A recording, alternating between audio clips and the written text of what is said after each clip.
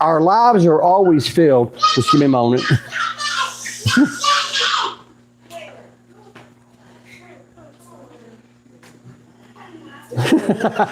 Church today, they're excited. I know.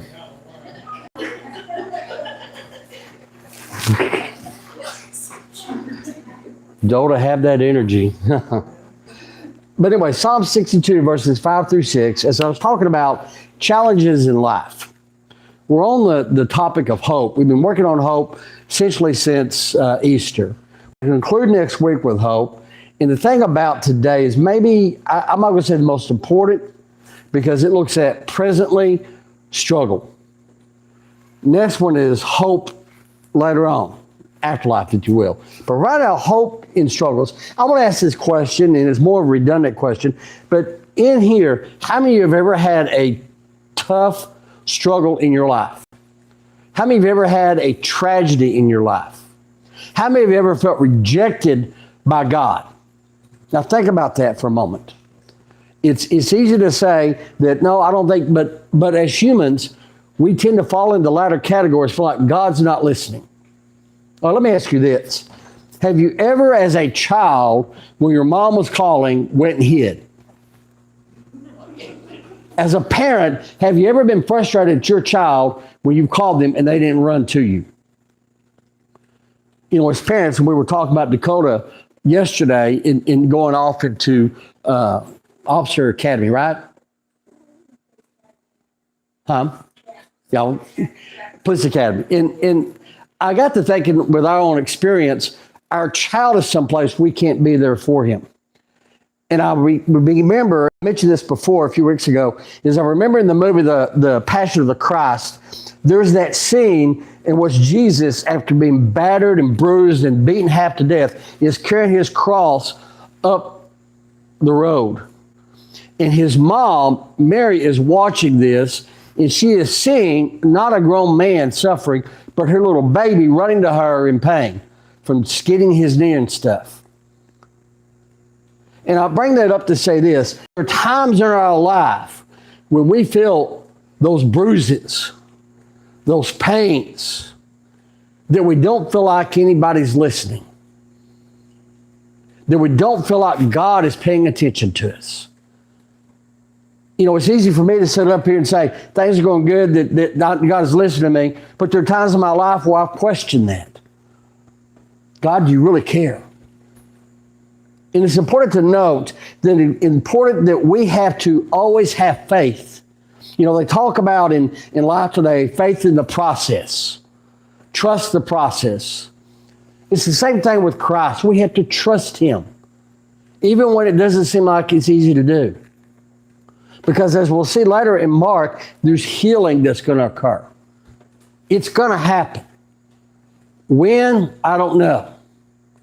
What state your problem may be in, I don't know.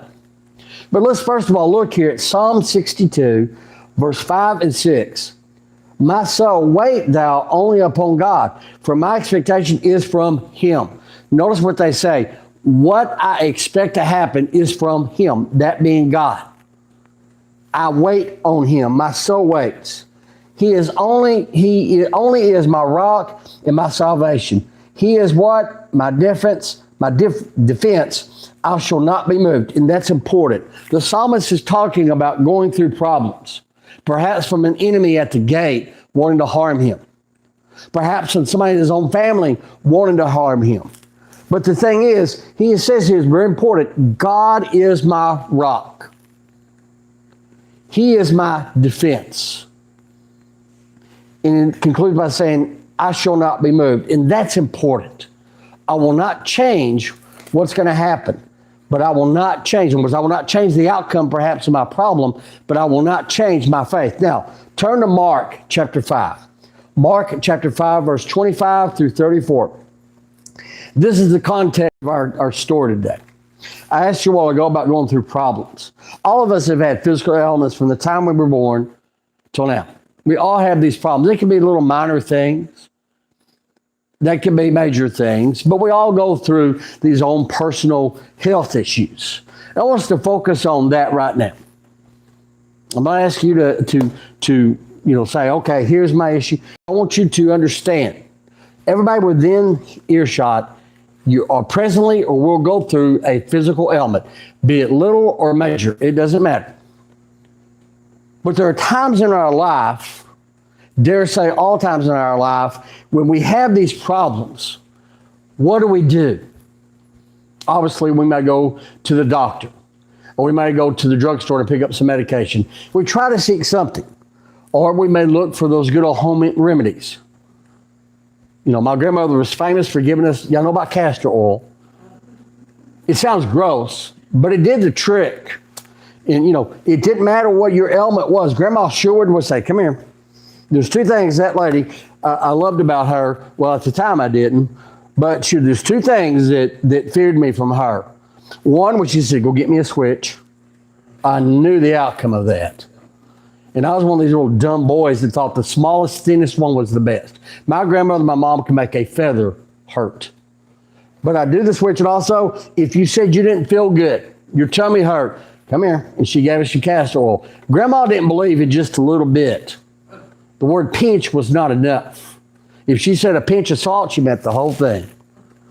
But she would give you that, and I kid you not, she would say, hold your nose, and she'd hold up, pour it, dump it down. Now, but before you could get out the front door hiding, you started to feel the results. Okay, and I won't get into it. Let's just say it did the trick. It did the trick. But those are things you can count on. Those home remedies. Something that would work constantly. As I grew older, I realized how intelligent my mom and grandmother are. Or my mom still is. But, with the little things. And I learned to put faith as a kid growing up when they told me something to pretty much understand it and believe it. But our lives with Christ may be a little bit different. There are times in our life when things hit us. Maybe our lives are bombarded with too much stress. Maybe at our job, we seem to be having things piled on us. It's kind of like going to cook for a family. You cook a real big meal, and then there's dishes that need to be cleaned, and they pile up. I remember my grandmother, on my dad's side, Mimi, we called her Mimi, but during the holidays, she would have her 6 sons there with their families. And I always thought it was interesting that the women would do all the cooking and cleaning. But I remember one time I went in, and Mimi had been doing all this cooking, and the dishes were piled up high. And I thought, being a good grandson, I'd go help. And I remember she looked at me, she said, no, you go on, I've got this. I said, no, I don't mind this. She said, no, you're my guest. I'll take care of this. I'll handle this. And I knew she had arthritis in her hands. And I knew that her legs, over a period of time, began to ache. But she did this, and she would send her daughter-in-laws and grandkids, even her sons, and my grandpa said, y'all, I've got this. Now, we wouldn't sit there and went back, and we'd go help her anyways. But the fact she said, no, I've got this, makes me think of how Christ is with us. We come to him with our problems. We come to him with difficulties, and we say, what do we do? How do I fix this, Lord? What can I do to correct this? How can I make this better? And the thing is, he's saying, I've got it. Don't worry about it. Situation happened here in Mark chapter 5, verse 25. It's a situation where a woman showed up needing healing. Look what it says. We're going to go through verse 25 through 29, then we're going to stop and then finish up. And a certain woman which had an issue of blood for 12 years. Now, let me just pause there. There's many different reasons of what, but she had a very difficult, painful problem. It said for 12 years. She had gone to local doctors, tried these home remedies. Nothing seemed to work. She couldn't fix it. So look what happens here. And had suffered many things of many physicians, had spent all that she had, and was nothing bettered, but rather grew worse. Notice that. Modern medicine today is great. If you got a headache, you go take an aspirin. You got a toothache, you can go to the dentist perhaps and fix it. You got a tummy ache, you can go take some Pepto. Back then, they didn't have this opportunity. And it even says, not only was it bad, it got worse and worse and worse. There's nothing that could be done. It says she went broke trying to fix this. So it must have been a very serious issue, because if it was a minor thing, she might have just lived with it. But it says here, she could not fix it and went broke. And it goes on in verse 27. When she heard of Jesus, came in the press behind and touched his garment. Now, let me just say this. It says, when she heard of Jesus, she had heard about this prophet who was healing people and doing things. And how did Jesus heal? Typically, it was a one-on-one confrontation or a one-on-one. And he would either touch them or speak to them. Every occurrence up to this was Jesus saying something to somebody directly. Recognizes him. But look what she said here. And she touched his garment. You ever brush by somebody at the airport or maybe at the mall or store, Walmart, and you didn't mean to, you just kind of brush by and you move on and say, excuse me? You got to imagine this lady was in poor shape. There's a crowd of people right around Jesus, and his disciples are going through. And all she does is touch him. Touch his clothes. Touches him. Why? Here's what it says. If I may touch but his clothes, I shall be whole. Just pause there for a moment. This lady who had suffered for a long time went to all the doctors and all this medication. If I just touch the hem of Jesus' outfit, I shall be made whole. Look at verse 29 said, as soon as she touched him, and straight away the fountain of her blood was dried up. And she felt in her body that she was healed of the plague. She knew instantaneously God had fixed it. What faith must she have? She doesn't feel good. She's in constant pain. She realizes she has no hope. There's nothing man can do for her. But look at this. In her despair, what does she do? I'll go to Jesus. I will not ask. I will just go to him. Because what? I know. She says this with boldness. I know if I just touch his hem, he will heal me. What boldness that is. What strength of courage that is. But the story doesn't end there. Because you see, Jesus knows all. Look what it says in verse 30. And Jesus, as soon as she touched his hem, immediately knowing to himself that the virtue had gone out of him, his power, he turned him about in the press and said, who touched my clothes? Now, Jesus knew what happened. See, Jesus doesn't do things by accident. Oh, somebody touched me, so I'll have a story here. Oh, Peter decides to walk on the water, begins to sink. I'll have a story here. Jesus knows everything. When it says the virtue, it means his power.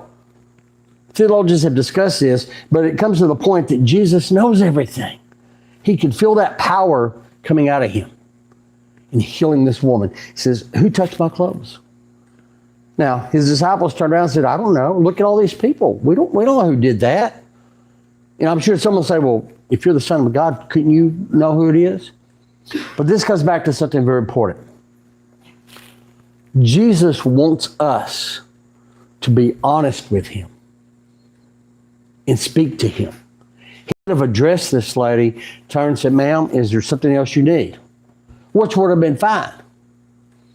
Remember I talked a month ago about emotion and prayer? If you look at the things that Jesus does, every one of them end with some kind of emotional response from man. Just think about that for a moment. He wants to see, where's your passion at? What do you believe? He knew this lady was going to touch him. He knew what was going to happen. His lesson was not just to cure her. His lesson was to let us know, even through the ages, he's listening and he's there. He said, who touched me? He looked around to see her that had done this thing. But the woman, fearing and trembling, knowing what was done to her, well, look what she did. Came and fell down before him and told him all the truth. The emotion. The euphoria of being healed. thinking now I'll just go my way. But Jesus saying, hold on. That euphoria, and it says she was afraid, fearing. You have to say, well, why would she fear? Perhaps she felt insignificant. Perhaps she felt like she was not good enough. Perhaps she felt like, he has more things, better things to worry about than my blood disorder. Maybe he'll be angry with me. Maybe he'll say, give me my power back. But she's trembling and she falls down before him, ready to say, here's the problem. I did it. That falling down before him is an admittance of submission. Now, I know as we get older, it's harder to get on our knees and pray. But there's a metaphor about being submissive to God that's important here. Falling down spiritually and saying, I need you. I need you. And Jesus looked at her. And you have to know, when she fell down, the smile that came across Jesus' face, because he knew she believed. Because he tells us right here. He knew she was a believer. He knew what was going on. Now, my question to you is this. And I mentioned about going through problems now. I'm sure everybody in this room can say, yes, Brother Pat, I've got this issue. We see our prayer list, people saying, here's some things that are going on. Perhaps you're in this room right now and there's some things going on you don't want to share with others. I understand that. But as the song says, God knows. And why is that important?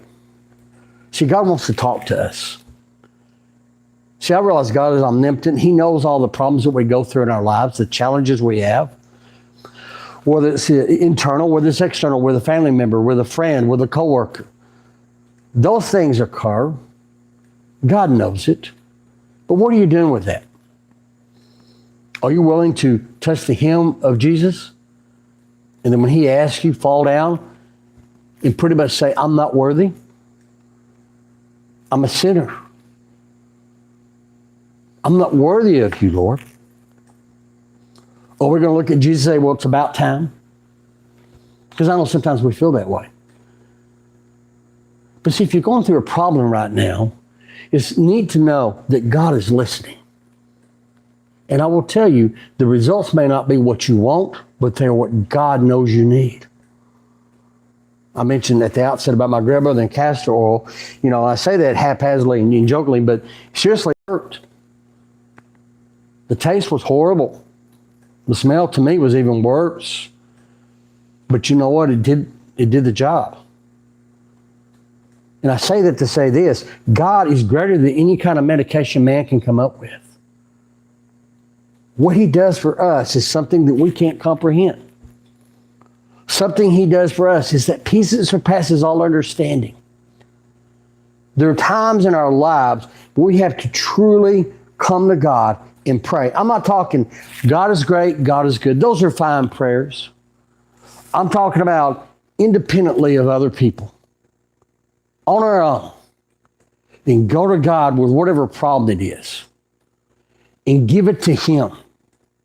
Let him handle it. It's tough sometimes for us just to release and let problems go. Because there's challenges in our life. There's road bumps. There's obstacles. There's barriers that happen. But we just give it to him. And I will tell you this from personal experience. When you go to God and you get really serious about the problem or the thing you're praying for the most, be it a person or a physical ailment, whatever it may be, and you really give it to him, and I mean you really are serious about it. You're not doing it. This is why I think Jesus talked about praying in silence on your own, is when you're really trying to connect with God. It's hard to do that in a crowded room. But you really go to him and you're saying, I want to talk, and you get serious about it. God will take whatever stress and worries you have, and he will take them away from you. He will take them and you won't have that problem anymore. Whether he cures whatever it is you're going through or fixes it, doesn't matter at that point. Because you're saying, I want you to have it. Look at the last verse here. And after she did this, after he had cured her, or she was cured, and she fell down and confessed it was her, look what Jesus said. Daughter, thy faith has made thee whole. Go in what? Peace, and be whole of thy plague. He said, thy faith. She had hoped that she might get a word with him. She knew he would cure her. You see, hope can be one of two things. It's, well, I hope it happens, with that little doubt in your mind. Or is it, I hope it's happened. It's not so much of hope, it's just, I know it's going to happen. There's a difference. So where's your hope at? You go through these struggles, you go through the problems. Is your hope, well, maybe God will fix it? Or is it at the point that I know God's going to fix it? He's got a plan, and I'm all for it. I will trust, as I said from the outset, the process. So do you trust him? Are you willing to, as I mentioned a while ago, touch his garment and say, heal me? But no matter what, your will be done. See, when you get in that moment, and you get to that point as she did, there's a connection that you have with Christ that no man can take away. There's that moment in your life when you realize who you believe in. So where's your hope at today? Is it found in some medication some doctor may give you? Is it found in some book you've read? An inspirational book, perhaps, or a book on self-healing, or something like that. Where is it? I'm here to tell you right now, through your despair, through your problems, there's hope. People constantly say, where's the hope in our world today? We look at all the problems. We see all the crimes, all the brutal things that are going on. Where's the hope? That hope is found in a relationship with Jesus Christ. Somebody the other day made the comment that Jesus never said he was the Messiah. And that bothered me, because the Bible tells us Jesus said, I'm the way, the truth, and the light. No one comes to the Father except through him. There are many religions out there. And the founders of these religions, if you go to their grave, some semblance of their remains are there. But the tomb of Jesus is empty. It's been empty. 3 days into the burial, he was resurrected. So where's your hope? Is something false and fake, or is it in the true, living Son of God? Let's stand, please.